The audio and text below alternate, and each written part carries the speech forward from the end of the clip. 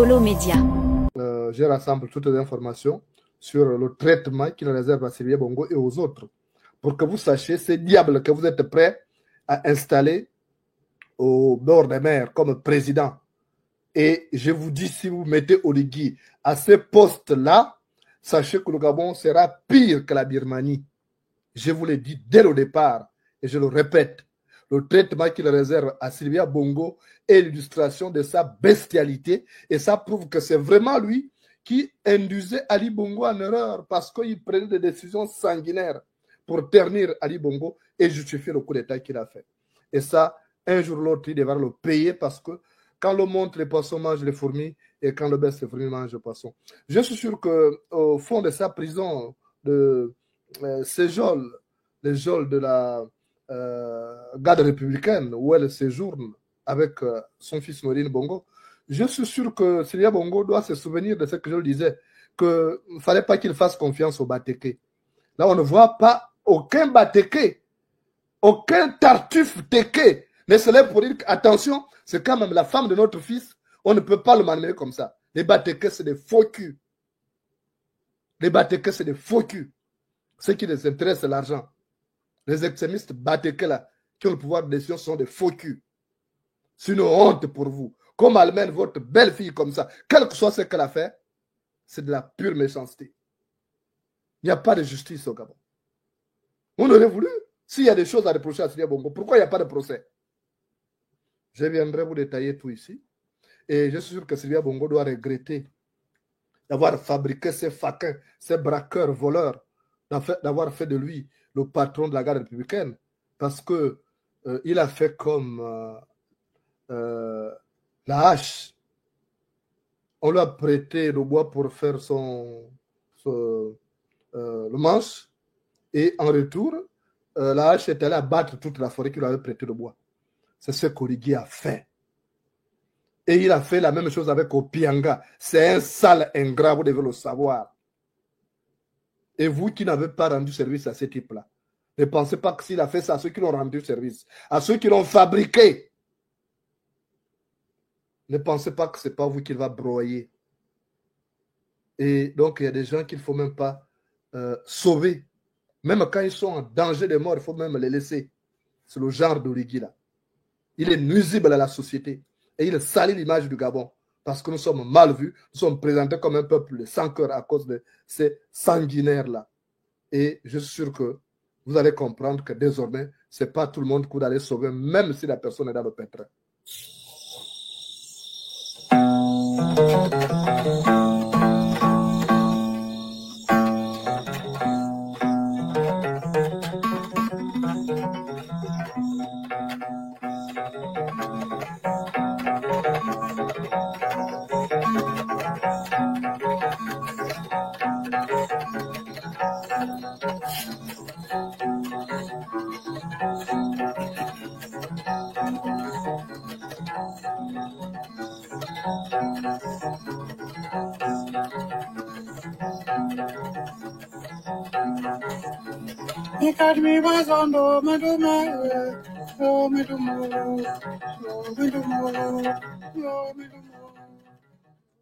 Je disais que ce n'est pas tout le monde qui a sauvé.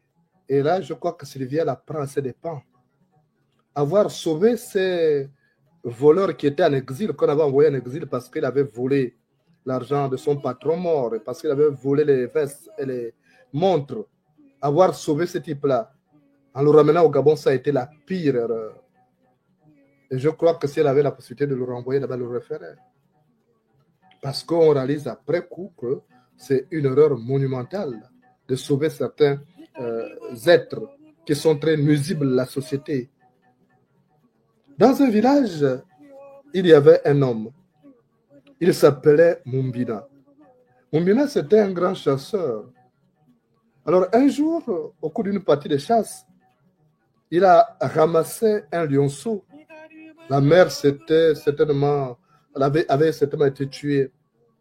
Et Mumbina, qui avait un cœur sensible, qui n'avait pas un cœur en pierre comme le cœur d'Oligui, il a pris ce lionceau et il l'a amené au village. Et là, traiter comme il traitait son chien fait du bien. Le lionceau là a grandi là. Et le lionceau était dans sa cage. Et le lionceau était fatigué d'être dans la cage. Il voulait la liberté, il voulait sortir. Il voulait être dans le village pour bouffer les moutons et autres. Et il s'est mis donc au bord de la route, là, dans sa cage, il regardait et il implorait chaque bête qui passait de lui ouvrir la cage pour qu'il puisse sortir.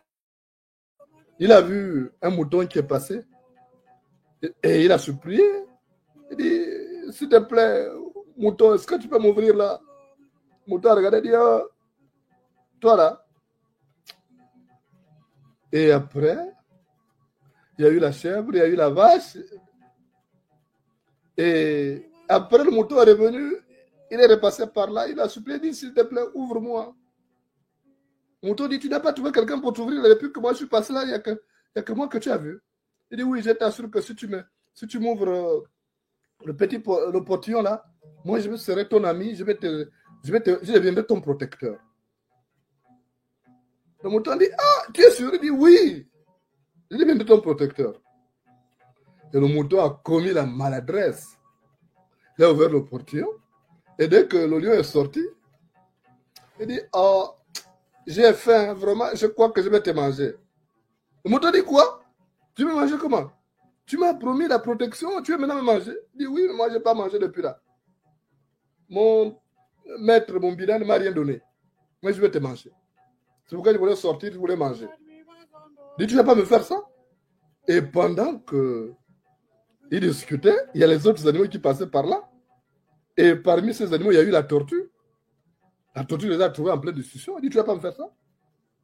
Et c'est comme ça que le mouton dit, attends, ma soeur, tortue, regarde, moi, j'ai passé par là, il m'a supplié. Je suis passé bien fois, je n'ai pas voulu. Tous les animaux passés par là ne voulaient pas lui ouvrir le portillon. C'est moi qui l'ai sauvé. Parce que quand je suis passé par là, il m'a supplié de lui ouvrir le portillon. Et il m'a dit, il deviendra mon protecteur, il va me protéger. Mais dès qu'il sort de là, il veut maintenant me manger. Est-ce que c'est juste? La tortue dit, attends.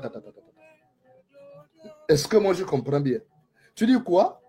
Que le lion était dans sa cage. Le mouton dit oui, il était dans la cage. Et qu'est-ce qui s'est passé?